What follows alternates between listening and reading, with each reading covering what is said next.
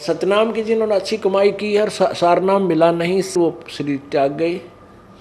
चिंता नहीं करना कि उनका कि उनको तो तुरंत मनुष्य जीवन, वो तो 9 महीने पेट में भी मुश्किल से डटेंगे माँ के में और तुरंत बाहर आ जाएंगे। और आते ही उनको ऐसे श्रीमानों के घर जन्म होगा जो अब वर्तमान में भक्ति कर रहे हैं और उनके द्वारा किए गए पुण्य, जैसे अब दबादब कोई पाठ करा रहा है, कोई वैसे दान कर रहे हैं, सत्संग सुनने आ रहे हैं, ये पुण्य मंत्र कर रहे हैं, जाप, ये पुण्य, ये उनके साथ होंगी गठड़ी। और वो पुण्यात्मा उनके घर जन्म लेंगे, उन पुण्यात्माओं के घर जन्म लेंगे जो हमारे शिष्य। और उन हमारी पुण्यात्माओं के भाग्य में कोई निकम्मी संतान हो, ऐसा लड़का हो जवान होंगे, कोई ऐसा गलती कर दे, जेल में पड़ा रहा, राम पीछे पीछे वो आगे, या कोई सी निकम्मी बेटी हो गलती कर दे, तो उन ऐसे संस्कार युक्त जो आपके भाग्य में, जो आपके शत्रु रूप में संतान उत्पन्न होनी होगी, उनको परमात्मा गर्भ में ही नष्ट कर देगा और उसके स्थान पर आपको उन पुण्यात्माओं को भेजेगा जिनके पुण्यों का ढेर होगा। जन्म लेते ही परमात्मा के वो प्यारी आत्माएं आपके साथ सत्संग में आएंगी, 3 साल का होते नाम लेंगे और नाम लेके फिर अपनी भक्ति करेंगे और उनके साथ वो पुण्य आगे से आगे जब वो जवान होंगे, उनके ऐसे काम होंगे, कार और कोठियाँ बन जाएंगी, अपने आप उनको नौकरियाँ और बिजनेस उनके तैयार खड़े पाओगे, आपको वह चिंता भी ना रहेगी। तो उनको ये फिर वो सतनाम पुनः मिलेगा और सारनाम फिर मिलेगा और वो पार हो जाएंगे। अरे अगर इससे बूढ़े झंझट में तो 1-2 जन्म में पांडा छूट जाए, 2-4 जन्म में तो शुक्र मनाओ।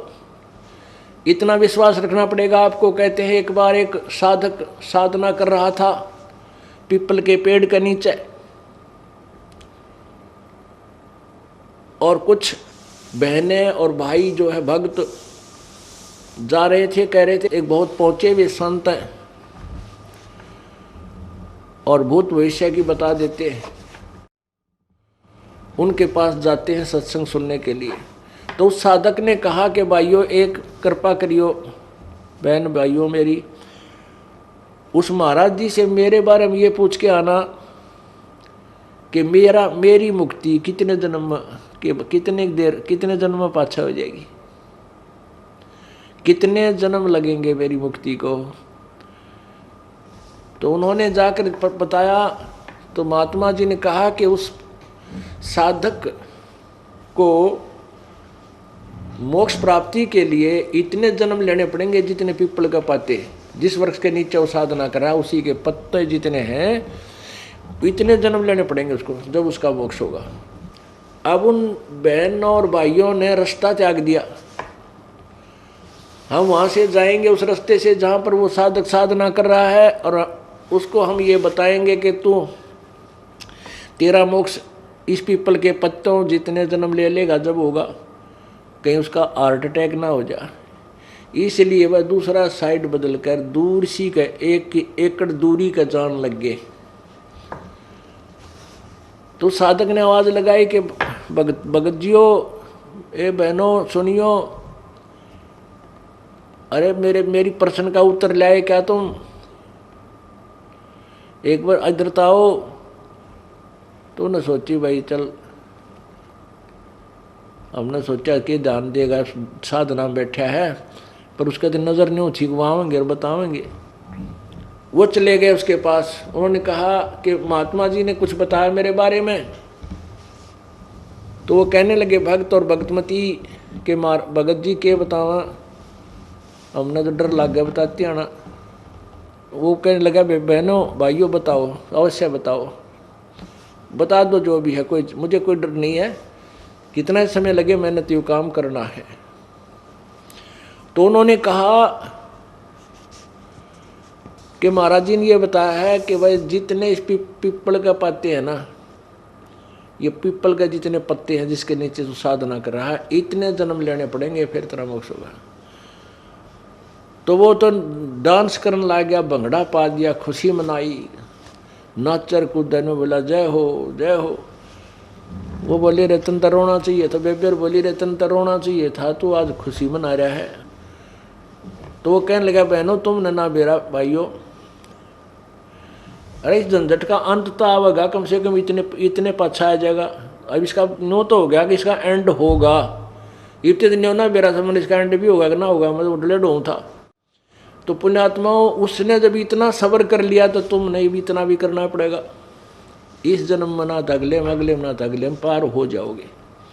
अगर सच्ची लगन से अंतिम श्वास तक केवल एक ही साधना और इसी परमेश्वर में और इस दास में श्रद्धा रही, यदि बाद में तुम कई ऐसे अनाड़ी और कर्महीन इंसान होते हैं, घर में थोड़ा सा सुख हो जाता है गुरु जी को त्याग देते हैं, कहते भक्ति यही कर लेंगे, हम क्या फर्क पड़ा है। नहीं, परमात्मा कहते हैं कि मम संत मुझे जान मेरा ही स्वरूपम, मेरे संत को मेरा ही स्वरूप जानो। और उसके प्रति जो तुम्हारी प्रतिक्रिया है, अगर उससे तुम्हारा विक्षेप है तो मेरे से हो गया वो। अगर तुमने गुरु जी से किसी भी पॉइंट से विक्षेप कर लिया, किसी भी पॉइंट से आप उससे नाराज होकर दूर चले गए, तो मेरे से नाराज होगे तुम। फिर यहाँ आ लिए तुम, या क्यों बाट देखो। तो ऐसे हमने अपनी श्रद्धा बनानी है अंतिम श्वास तक उस परमात्मा के पाने की। तो क्या होगा कि जैसे हमने परमात्मा पाना है, और परमात्मा समझो जैसे हमने एक हैंडपंप लगाना है, हैंडपंप, और हैंडपंप का उद्देश्य क्या लगाने का, जल प्राप्त करना है। जल समझो गॉड है, भगवान है। और जो हम हैंडपंप लगाने के लिए प्रतिक्रिया शुरू करेंगे वो हमारा साधना है। श्वास, उस श्वास में जो सतनाम का जाप होता है, एक श्वास अंदर जावे, उस श्वास जो बाहर आवे, श्वास उस श्वास के सेवन समझो बोकी।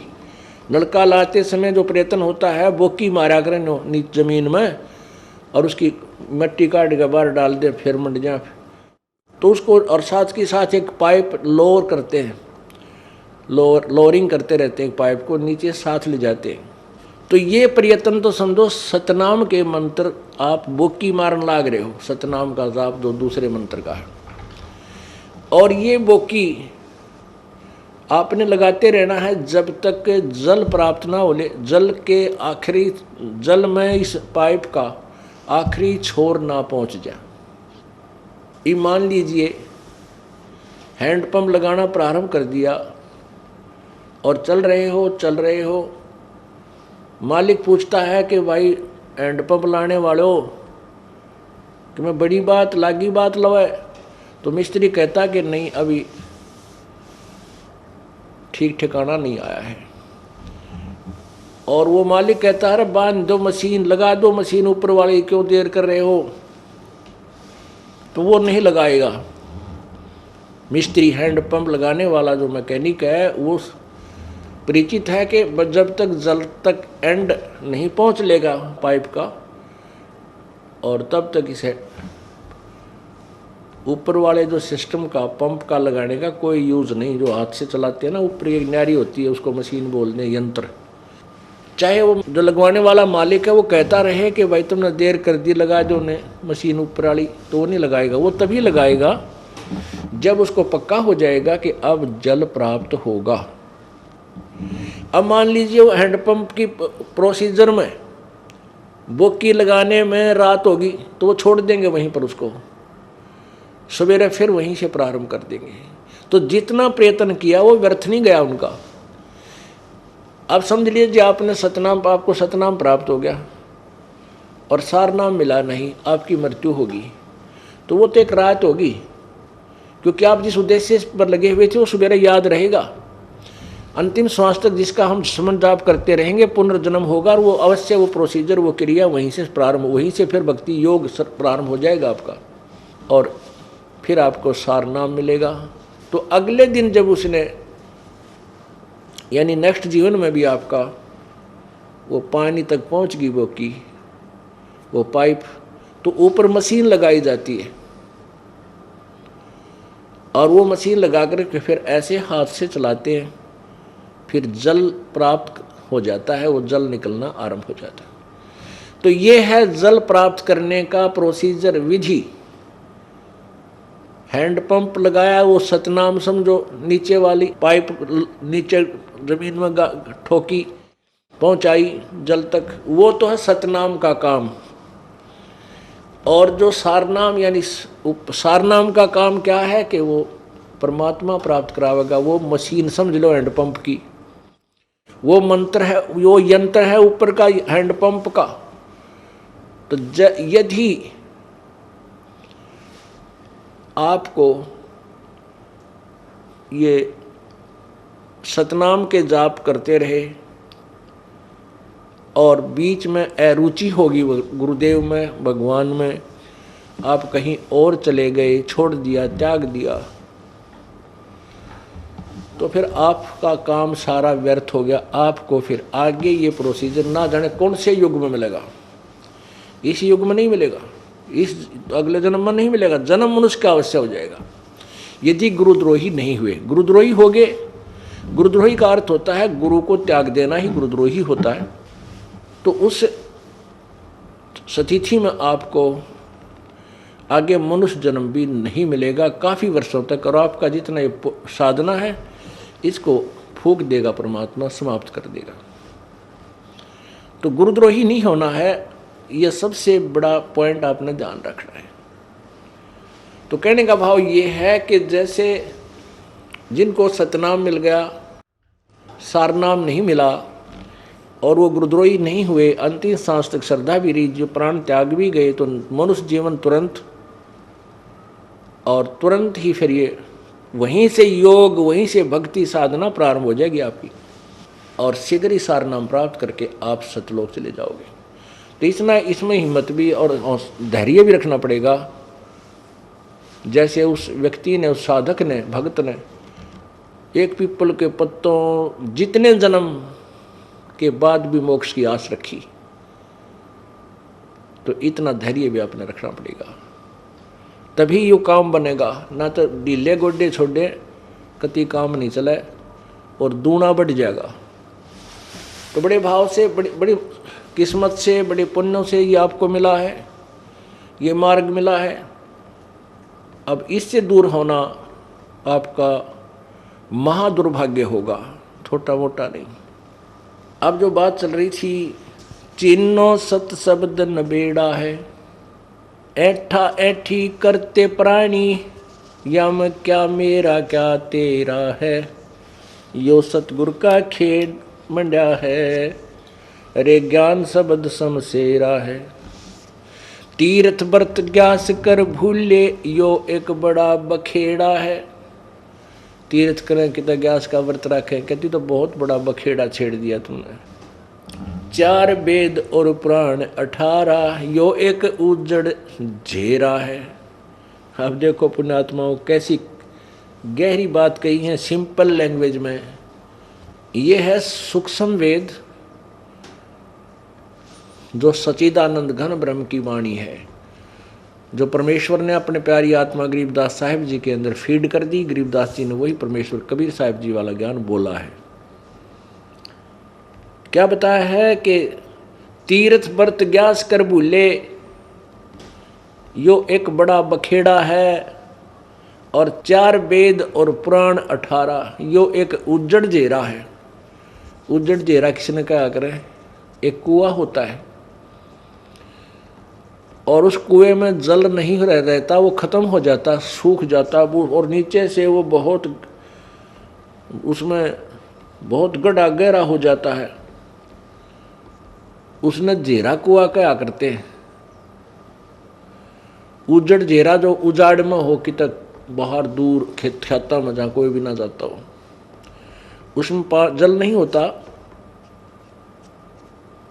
तो कहते हैं, और उसमें अगर गिर जाए इंसान तो बाहर नहीं निकल सकता। जो प्राणी कोई पशु वगैरह गिर जाता है जंगली पशु धोखे में, तो उससे बाहर नहीं निकलता है। तो ऐसे वो कुआं जो है, लगता तो कुआं है कि जल होगा, पर उसमें पावा कुछ को नहीं, जल है नहीं। ऐसे ही ये 4 वेद और 18 पुराण, यो एक उजड़ जेरा है, क्योंकि इनमें वो कंप्लीट ज्ञान नहीं है। और इनमें गिरा हुआ इस कुएं में, जिस आशा से उस पर गए थे वो मिला नहीं, वो जल उसमें था नहीं, तो इस प्रकार कहते हैं ये पुराण 18 और चारों वेद ये एक उजड़ जेरा है। लगता तो है इनसे भगवान मिलेगा, लेकिन उस परमात्मा प्राप्ति पूर्ण परमात्मा मोक्ष का मार्ग नहीं है। यही जन्म मृत्यु के ही चक्कर का ज्ञान है। समझ खेलो रे सौदा बनज समझ खेलो रे, यो जग गुजड़ी लागी पीठ, ब्रह्म ज्ञान सतगुर से दीठ। कोई के सौदा करते दून, कोई के बैल डार गए गून, कोई चौगने कर कर जाही, कोई एक मूर्ख मूल गवाही। दोनों दीन चले पछताए, सट दर्शन दिया मूल गवाए। काजी पंडित जग के पीर, बैल गुनी रही उरले तीर। तीन जगाती लही जगाती, जान न पावे कोई दूसराती। सुर नर मुनिजन भरत जगाती, ऐठ करे सो खाए लात। 33 सिर गुरज लगाया, सिद्ध 84 गए चुकाया। ब्रह्मा विष्णु महादेव भूल, गुजर लगा दे गए रसूल। 24 घेरे कुतवाल, 9 अवतार डार गए माल।